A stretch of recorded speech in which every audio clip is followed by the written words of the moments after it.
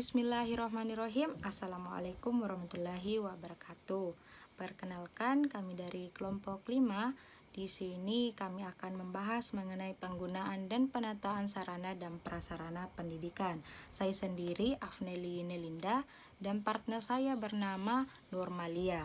Di sini saya sendiri akan membahas mengenai analisis data dan partner saya akan membahas mengenai paparan data atau hasil dari laporan observasi yang kami lakukan di SD Negeri 27 Pasipo tentang penggunaan dan penataan sarana dan prasarana.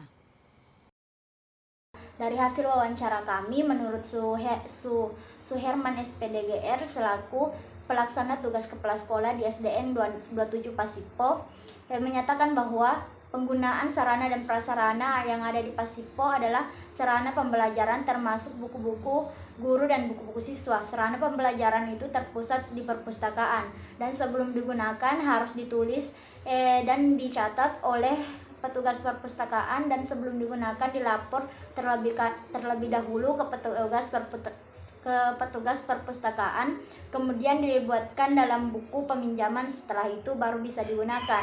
Setelah digunakan dikembalikan dengan dilaporkan ke petugas perpustakaan untuk dicatat. Nah, berdasarkan pernyataan tersebut, kelompok kami setuju dengan pendapat tersebut karena menurut kami sudah sesuai dengan ketentuan yang ada. Selanjutnya yaitu kemudian menurut beliau, hal-hal yang perlu diperhatikan dalam penggunaan sarana dan prasarana di SD Negeri 27 Pasipo, yaitu menjaga penggunaan barang atau menjaga penggunaan sarana dan prasarana agar dapat digunakan secara berkelanjutan atau dalam jangka waktu yang lama. Misalnya saja bola, jika sudah dipakai hendaknya dibersihkan dan disimpan kembali ke tempatnya. Nah, berdasarkan pernyataan beliau, kelompok kami sepaham karena dengan memperhatikan cara penggunaan barang, maka barang-barang tersebut bisa terjaga dan bisa digunakan dalam waktu lama. Kemudian menurut beliau terdapat jadwal dalam penggunaan sarana prasarana di pendidikan di SD Negeri 27 Pasipo. Misalnya di mana penjadwalan penggunaan sarana dan prasarana sesuai dengan jadwal program pembelajaran oleh guru atau berdasarkan program semester. Seperti yang terjadi sekarang ini, salah satu ruang kelas sementara difungsikan untuk ruangan ANBK atau asesmen berbasis komputer. Berdasarkan pernyataan tersebut, kelompok kami sepaham dan setuju karena secara garis besar ANBK merupakan program evaluasi untuk meningkatkan mutu pendidikan. Selanjutnya yaitu menurut beliau penataan sarana dan prasarana pendidikan di SD Negeri 27 Pasipo adalah didata setiap tahun atau didata dengan pemberian data atau label-label di rak buku dan di buku sebagai tanda serta didata sesuai dengan tempat yang telah ditentukan dan telah diberi label sesuai dengan namanya. Penataan ini dilaksanakan oleh petugas perpustakaan dan semua rekan guru. Nah, menurut kami, kelompok kami berdasarkan pernyataan tersebut kami sepaham karena menurut kami penataan seperti itu umumnya memang dilaksanakan oleh staf dan petugas perpustakaan.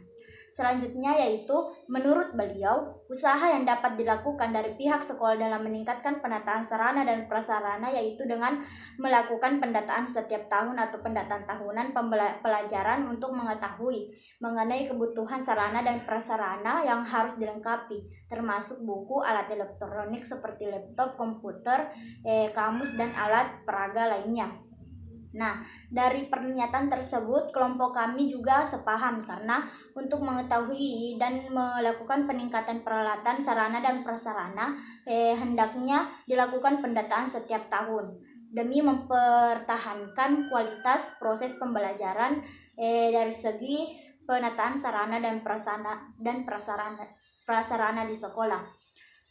Mungkin itu saja yang sempat saya sampaikan. Adapun analisis data atau SWOT yang diperoleh dari hasil observasi dan wawancara di SD Negeri 27 Pasipo terkait penggunaan dan penataan sarana dan prasarana pendidikan, diantaranya yaitu yang pertama strength ataupun kekuatan, yaitu motivasi guru yang cukup tinggi sehingga mampu mengembangkan metode pembelajaran yang efektif, hubungan yang baik antara guru dengan guru ataupun guru dengan siswa sangat kondusif. Yang kedua weakness ataupun kelemahan, yaitu di mana pembiayaan orang tua siswa dengan anggaran pembangunan sangat sulit dikarenakan kondisi perekonomian di bawah rata-rata.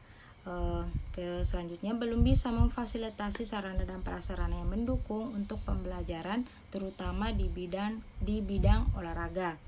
Yang ketiga opportunities ataupun peluang diantaranya yaitu sarana dan prasarana ini merupakan kekuatan yang telah ada kemudian dipergunakan dan pemanfaatannya harus dikembangkan terus. Selanjutnya dukungan masyarakat yang ingin menjadikan siswa lebih berkualitas di dalam masyarakat. Yang keempat ataupun strength ataupun ancaman diantaranya yaitu kondisi masyarakat yang kurang berpendidikan, dan yang kedua kurangnya dukungan dari wali murid terhadap program-program yang dilaksanakan oleh sekolah. Baiklah, itulah sedikit penyampaian dari saya, lebih yang kurangnya mohon dimaafkan. Assalamualaikum warahmatullahi wabarakatuh.